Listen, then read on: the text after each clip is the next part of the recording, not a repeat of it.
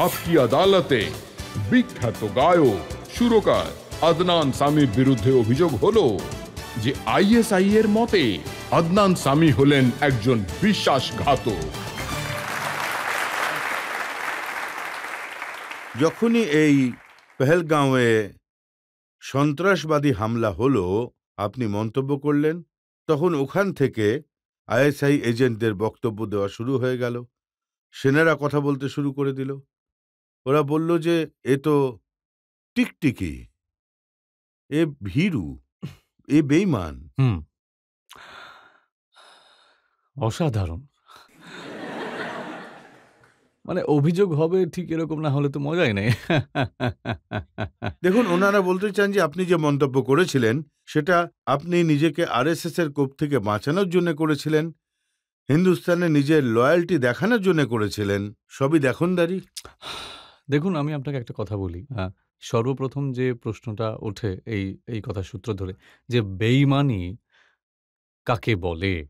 বেঈমান সেই যে দেশের বিরুদ্ধে কোনো বিদ্রোহ আ মানে সেরকম কিছু করেছে। আর আর আ যেমন আ যেমন এই পরিস্থিতিতে যে আমি পাকিস্তান থেকে আ বেরিয়ে এখানে এলাম আর এখানে আমি পাকিস্তানের বড় ইন্টারনাল গোপন তথ্য যা ছিল সব আমি দিয়ে দিলাম। আর সেইজন্য অনেক বড় ক্ষতি হলো সেই দেশের। আমি একজন মিউজিশিয়ান। আমি একজন গায়ক। আমি মিউজিক ডিরেক্টরও। আমার সবসময় এই জেনারেল ক্ষমা করবেন জেনারেল সাহেব, আমি আপনার কথা বলছি না। আ এরাই তো তারা মানে যারা আপনার এরাই তো আমার গানে মানে ওরা রোম্যান্সও করেছে, ওরা ওরা অনেক নেচেওছে। উনারা জানেন তো। মোশাররফ সাহেব আপনার গানে ভালোই নাচতেন শুনেছি। একদম ঠিক। এবার প্রশ্ন হলো আ এই যে এই লোকগুলো সে আর্মি দপ্তর হোক বা চাইলে আপনি ওদের বা আইএসআই হোক এরা আ এরা সবাই এনারা আ কাশ্মীরকে একটা ইস্যু বানিয়ে রেখে দিয়েছে। আর তারপর ওরা বলে যে ওরা নাকি এইসবই করছে ইসলামের জন্য। আর এটাই জিহাদ আর আ বাস্তব তো যেটা সেটা কিন্তু একদম আলাদা। ওরা ইসলামের নামকে ঢাল করে ওরা কাশ্মীরের ইস্যু শুধুমাত্র এইজন্যই জিয়ে রাখে, যাতে ওরা বাইরে থেকে ডোনেশন পায়, যাতে ফান্ডিং পায়, যা যা যা দিয়ে যাতে ওরা নিজেদের যে বাড়িঘর রয়েছে, নিজেদের পকেটগুলোকে ভরিয়ে রাখতে পারে। আর তার প্রমাণ এটাই যে ঠাট-বাঁট নিয়ে ওরা থাকে। আর যেভাবে ওরা দেশটাকে নিঃস্ব করে চলেছে, আজকে এই যে লোডশেডিং হয়, আমি তো অনেক মানে দেখুন, আমি তো ওদের বাস্তবটা ভালো করেই জানি। বাস্তবটা এটাই যে ওখানে যে সাধারণ জনগণ আছে, আজকে তাদের এত ভোগান্তি কেন হচ্ছে? এই কারণে ভোগান্তি হচ্ছে কারণ তাদের কাছে আজ যে টাকা নেই। আর সমস্ত জায়গায় গিয়ে তারা টাকা চাইছে, ওই টাকাগুলো গেল কোথায়? কারা করেছে এটা? তাহলে বেইমানি কে করেছে? দেখুন, আমরা টিভিতে তো এটাই দেখি যে ওখানকার নাগরিকরা আছেন, তারা জলের জন্য হাহাকার করছেন, পেট্রোলের জন্য হাহাকার করছেন। ৫ কিলো আটা ৮৫০ টাকায় পাওয়া যাচ্ছে। তো জনগণের অবস্থা খুবই খারাপ। তো এটা আপনি বলছেন যে এই টাকা আসলে ওদের পকেটে যায়, অবশ্যই। সেনাদের? একদম। মানে আপনি যে ওদের মানে আপনি একবার আমি একটা কথা বলি আপনাকে যে, এই যে এটা তো একটা পরিষ্কার যে ওখানে ওই ওখানে ওই আ ওখানকার দেশটাকে তো পুরো দেশটাকে সেনারাই তো পরিচালনা করছে। ওরা মানে দেখুন ওরা পৃথিবীতে প্রত্যেকটা দেশেই আ সেনা সেনা তো নিয়োগ করা হয়, তাই না? পাকিস্তানই একমাত্র দেশ যেখানে সেনাদের মধ্যে আরো একটা দেশ জন্ম নিয়েছে। আচ্ছা, তাহলে এই যে আমরা শুনি যে ওখানকার সেনারা সব কাজ করেন, ওনারা চাষবাস করেন, ঘরবাড়িও বানান, আবার ট্যুরিজমও করেন, ওরা সবকিছু করেন। কর্নফ্লেক্সও বানায়। কর্নফ্লেক্স? হ্যাঁ, সেনাদের জন্য। এবার দেখুন, যদি কেউ ওই দেশে খানিক জনপ্রিয় হয়ে যায় আর আ নিজের গণতান্ত্রিক অধিকারের কথা বলে, তবে ওরা কিন্তু তখন তাকে উড়িয়ে দেয়। তাতে সে জুলফিকার আলী ভুট্টো সাহেব হোক উনি তো ছিলেনই, তার আগেও ছিলেন। আর আপনি আ বেনজির ভুট্টোর কথাই ভাবুন না একবার। ওকেও তো ওরা আ আ মেরে ফেলেছেন।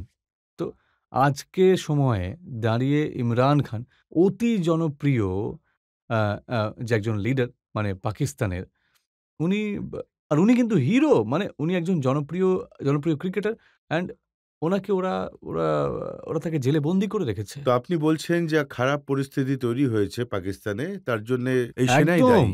গণতন্ত্র তো নেই ওখানে। কোনোভাবেই নেই। আর আ যখনই ওদের ইচ্ছে হয়, তখন ওরা সরকারকে বদলে ফেলে।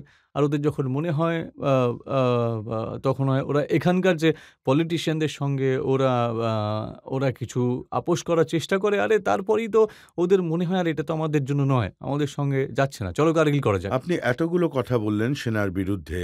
আমি দর্শকদের একবার বলে দিই, আপনার বাবা আরশাদ সামি খান সাহেব পাকিস্তানের এয়ার ফোর্সের পাইলট ছিলেন। হ্যাঁ, একদম ঠিক।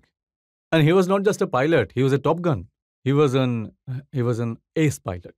আর উনি সিতারা জোড়াতেও পেয়েছেন। 65 এ ভারতে হামলা করার জন্যে? হুম। উনি ওখানে আ 65 এর যুদ্ধে উনি শামিল হয়েছিলেন। আচ্ছা কিন্তু অদ্ভুত ব্যাপার হলো যে আ আমি যখন জন্ম নিলাম তখন উনি অলরেডি আমি উনাকে কখনো ইউনিফর্মে দেখিনি। আ কারণ সে সময় উনি বিদেশের কার্যালয়ে যোগদান করেছিলেন। তো আ সাধারণ জীবনযাপনকে নিজের করে নিয়েছিলেন। কিন্তু উনার উনার কর্মজীবনের ১ম দিকে আ উনি আ উনি আ সুমেধাসম্পন্ন ফাইটার পাইলট ছিলেন। তো উনি সেনায় ছিলেন, ডিপ্লোম্যাট ছিলেন। সেই কারণে আপনি নিশ্চয়ই ভেতরের খবর সব জানতে পারতেন যে কি হচ্ছে। ওই পরিবেশে ছিলেন আপনি। হ্যাঁ, একদম। আর প্রশংসা এটাই পাকিস্তানের। আর বা আমি আদতে সত্যি বড় হয়েছি করিডোরস অফ পাওয়ার, ক্ষমতার ঘেরাপটের মধ্যে। আমি একদম সত্যিটা জানি যে কিভাবে কাজ হয়। আমি নিজে দেখেছি। এমন জিনিস আমি দেখেছি যে মানে শুনলে অবাক হয়ে যাবেন আপনি। আর যখন এখন কখনো এমনও হয়েছে যে আমরা মানে জানতে পেরে গিয়েছি যে সরকার বদলে যেতে চলেছে আর আমার বাবার এক বন্ধু উনি এরপর মানে কেয়ারটেকার প্রাইম মিনিস্টার আর আমাদের বাড়ি থেকে শেরওয়ানি যাচ্ছে যাতে উনি রেডি হয়ে যেতে পারেন। এটা আমি নিজের চোখে দেখেছি এই ধরনের ঘটনাগুলো। আমি দর্শকদের দেখিয়ে দিচ্ছি আপনার ছবি। পাকিস্তানের বড়, বড় লিডারদের সঙ্গে তাদের সাথে কিরকম সম্পর্ক আপনার। কিছু ছবি আছে আমার কাছে।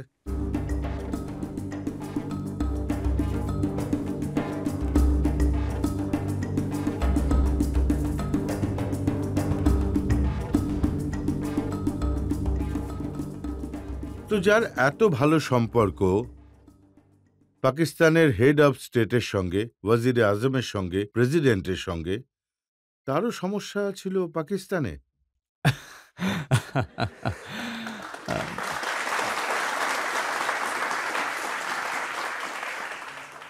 দেখুন, সমস্যা তো আমার হয়েই ছিল। আমি কৃতজ্ঞ যে আমার শুধু কিছু সমস্যা ছিল। বাকিদের তো উনারা উড়িয়ে দিয়েছিলেন। বেনজিরকে অব্দি ছাড়েনি ওরা। ওরা জুলফিকার আলী ভুট্টোকেও ছাড়েনি। ওরা এখন ইমরান খানকেও রেহাই দেয়নি। আমি এমন কি জিনিস? আ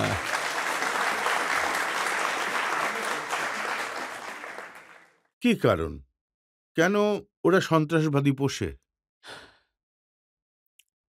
আ এটা ওদেরকেই জিজ্ঞাসা করা উচিত। আর বাম আর ওরা যেভাবে গাদুনি গায় যে, আমরাই সবথেকে বড় ভিকটিম টেররিজম। আরে মানে এবার তোমরা নিজেদের ভিকটিমও বলবে। মানে নিজেরাই ফ্র্যাঙ্কেনস্টাইন বানাবে আর বলতে থাকবে যে, আমাদের কোনো সম্পর্ক নেই, আমরা নিজেরাই ভিকটিম। হ্যাঁ, কিন্তু ওই ওসামা বিন লাদেনকে আমরা আশ্রয় দিয়েছি। সেটা ঠিক আছে। দেখুন, প্রতিদিন আমরা হাফিজ সাঈদ, এরা এমন লোক যাদের গ্লোবাল টেররিস্ট ঘোষণা করা হয়েছে, যাদেরকে আমেরিকাও টেররিস্ট ঘোষণা করেছে। কিন্তু ওরা ওখানে রোজই ঘুরে বেড়ায়, স্বাধীনভাবে কাজকর্ম করে। হ্যাঁ, হ্যাঁ। কিন্তু এতে সেনাদের লাভ কি হয়? এদের মাধ্যমে এরা বা ওদের যে মাদ্রাসা আছে, ওদের মাধ্যমে ওরা নিজেদের যে সন্ত্রাসবাদীদের পোষে আর তারপরে ওরা গিয়ে মানে এই ধরনের ভয়ংকর ঘটনা ঘটিয়ে দেয় যা আমি দেখেছি। এখন সদ্য যেটা পেহেলগাঁওতে হলো, তার আগে মুম্বাইয়ে যে হামলা হয়েছিল, আ আ পার্লামেন্টে যে হামলা হয়েছিল, এরা সব কি করে বলি তাহলে? এদের মাধ্যমেই ওরা এইসবগুলো করে বেড়ায়। এদেরকে মুখ বানিয়ে। দেখুন, আমি মেনে নিলাম এদের সামনে রেখে করে, কারণ কাশ্মীরের নামে এদের কাছে টাকা আসে, তাতে এদের বাড়ি বানানো হয়, বড় বড় প্রতিষ্ঠান তৈরি হয়। কিন্তু যাদেরকে এরা পাঠায় তাদেরকেও কিছু দেয় নিশ্চয়ই। আমি আপনাকে একটা ব্যক্তিগত অভিজ্ঞতার কথা বলি। আম আম আমাদের আমাদের বাড়িতে একজন বহু পুরনো সহায়ক ছিলেন। আর তিনি ছিলেন একজন রাঁধুনি। আর আমাদের সঙ্গে অনেক, অনেক বছর ধরে ছিলেন। আর উনি আ আ সর্বত্রই আমাদের সঙ্গে ছিলেন। আমার বাবা যেখানে পোস্টেড ছিলেন, তাই এরকমভাবে উনি আমাদের পরিবারের সদস্য হয়ে গিয়েছিলেন। আমরা ভালোবেসে ওনাকে লালা বলে ডাকতাম। এতটাই মানে উনার প্রতি আমাদের ঘরোয়া মানে পরিবারের মতো ভালোবাসা আর শ্রদ্ধা ছিল। তো তো কখনো, কখনো আমি ওনাকে বলতাম, ও ও ও উনি উনার হাতে মানে বড়ই জাদু ছিল। অপূর্ব সব খাবার বানাতেন।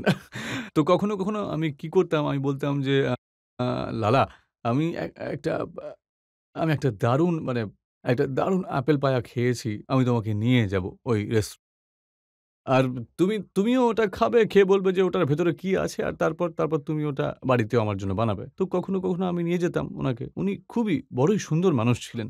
তো উনি যখন ওটা খেতেন তখন বলতেন, "এটাতে কি, হ্যাঁ? এটা তো কিছুই না ধুর।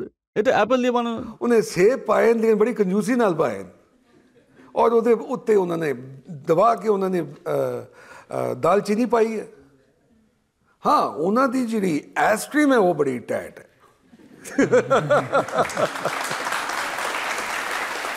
তো আ তারপর উনি যখন বাড়িতে এলেন, পরের দিন যখন বাড়িতে এলেন, ওটাই বানাতেন আর সত্যি ওটা অনেক ভালো বানাতেন। আর একদিন, একদিন কি হলো মানে সকালবেলা ছিল, আমরা তখন স্টকহোমে থাকতাম সুইডেনে।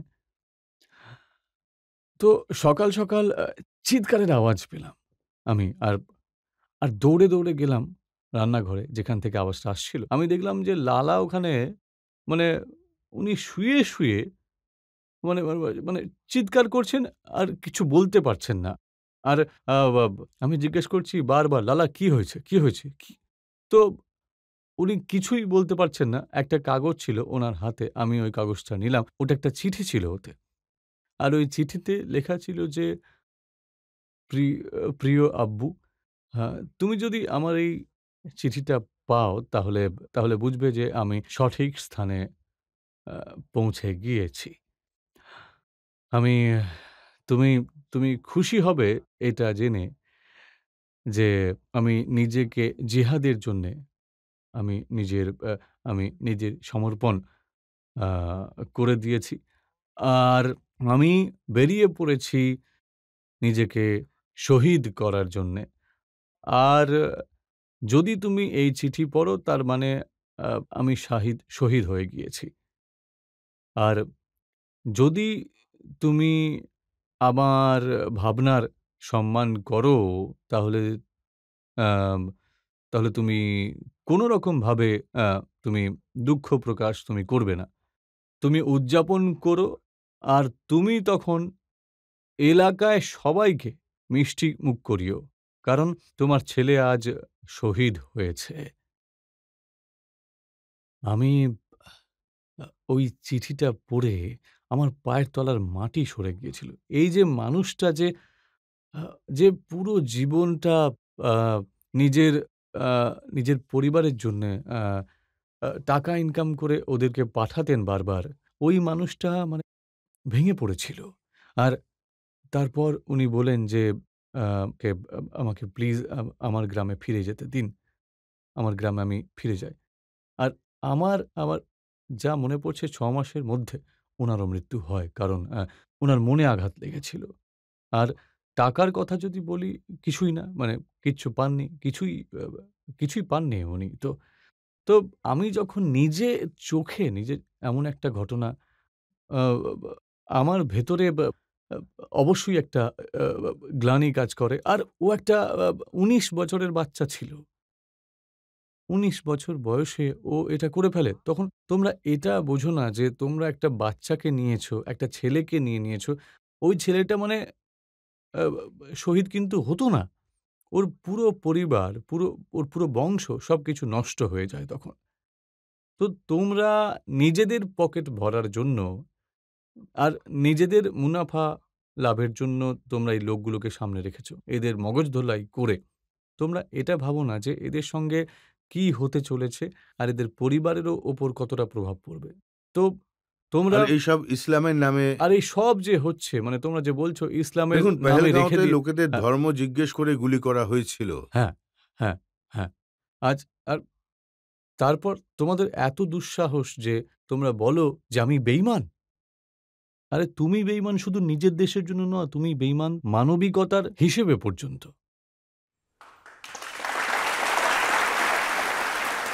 আপনাকে নিয়ে কি বলে, ওরা বলে যে আপনি ওদের আর্মির মেজর সাহেব, একে আমরা হিন্দুস্তানে গোয়েন্দাগিরি করার জন্য পাঠিয়েছি। আর আপনার একটা ছবিও আছে মেজর সাহেবের ইউনিফর্মে, ওটা দেখিয়ে দিচ্ছি আমি।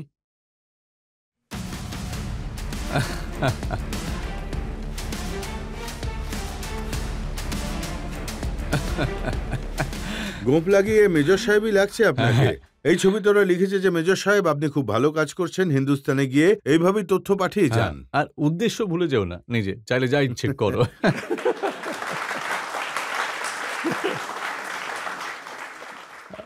আমার ধারণা অনেকটা সময় হয়ে গিয়েছে।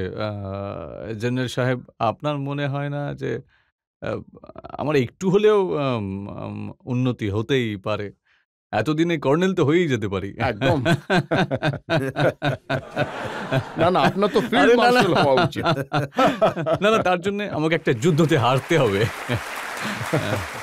কিন্তু এই প্রথমবার এমন হয়েছে যে কোনো দেশে যুদ্ধ হেরে গিয়ে প্রমোশন পেয়েছে। Only in Pakistan. I mean, this is something that I cannot মানে শুধু আমি কেন, সারা পৃথিবী দেখছে। সারা পৃথিবী দেখছে। এবার তোমরা যদি এইরকম কাজকর্ম করো, তাহলে মানে দেশটার কি হবে? এখন তো ট্রাম্প সাহেবের কাছে গিয়েও বলছে যে মুঝে ভি থোড়ি সি লিফট করা দে। तेरी ऊंची शान मौला, मेरी अर्जी मानने मौला, तू है सब कुछ जानने वाला, मैं हूँ तेरा मानने वाला, मुझको भी तो लिफ्ट करा दे, थोड़ी सी तो लिफ्ट करा दे, ऐसे वैसों को दिया है, ऐसे वैसों को दिया है, मुझको भी तो लिफ्ट करा दे, थोड़ी सी तो लिफ्ट करा दे।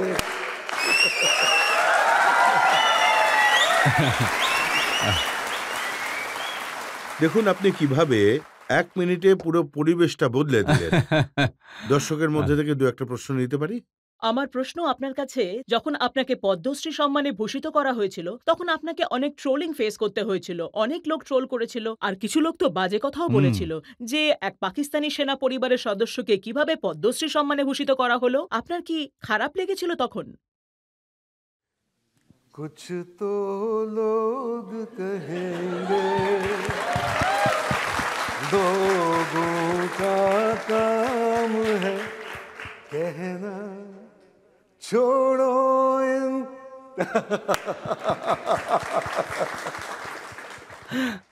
যত মুখ তত কথা। কোনো ব্যাপার না। আমি সব সহ্য করে নেব।